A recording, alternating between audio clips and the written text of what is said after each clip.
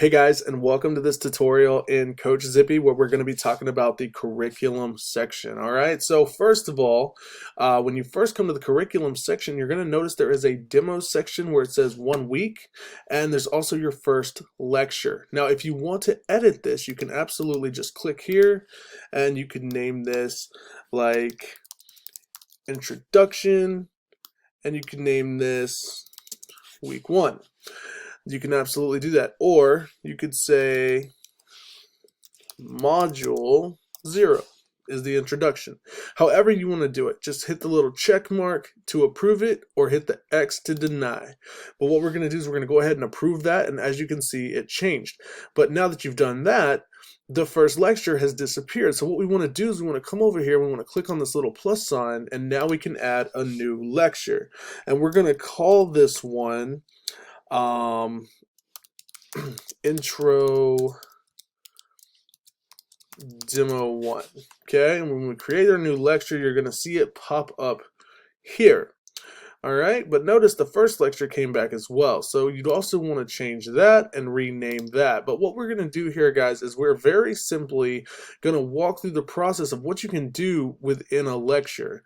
All right, so here's what you're going to do, guys.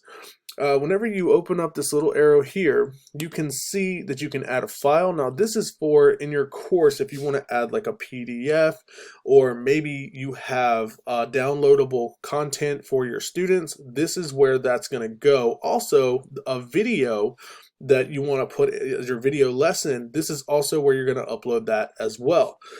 Next, if you see this tab here, you're going to click it, and now you can add text to go along with your video. So if you want to do a brief description of what they're going to learn in the video, this is where that's going to go.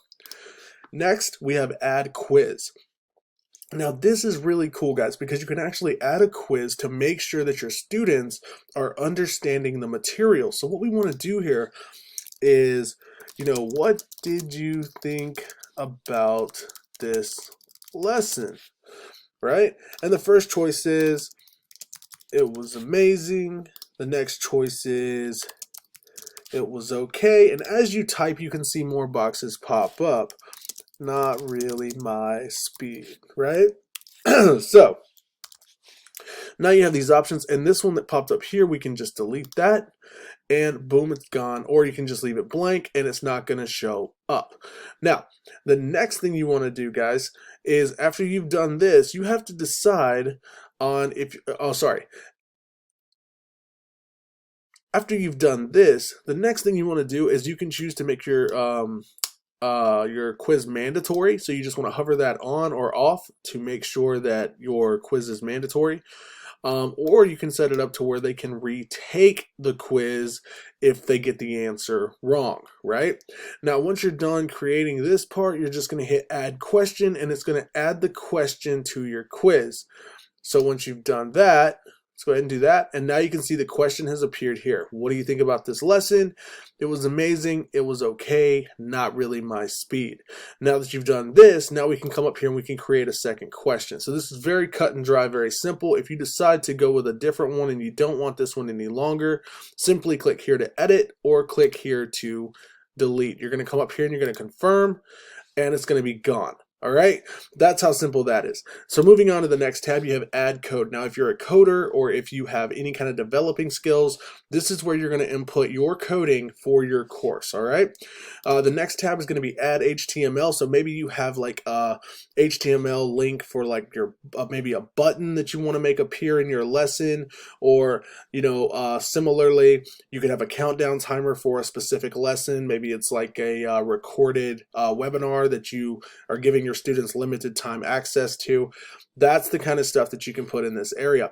Once you've done this, you can choose whether you want to toggle comments on or off for each lesson. Okay, some lessons you may want comments, some lessons you may not. Once you're done with that, simply hit save and continue. Now, once you have created all the lessons for this simple module, then you can come here and create a new section, and a new section is going to allow you to start the next module. All right, guys, so I hope this was a very informative tutorial on the curriculum section, and I look forward to seeing you next in pricing.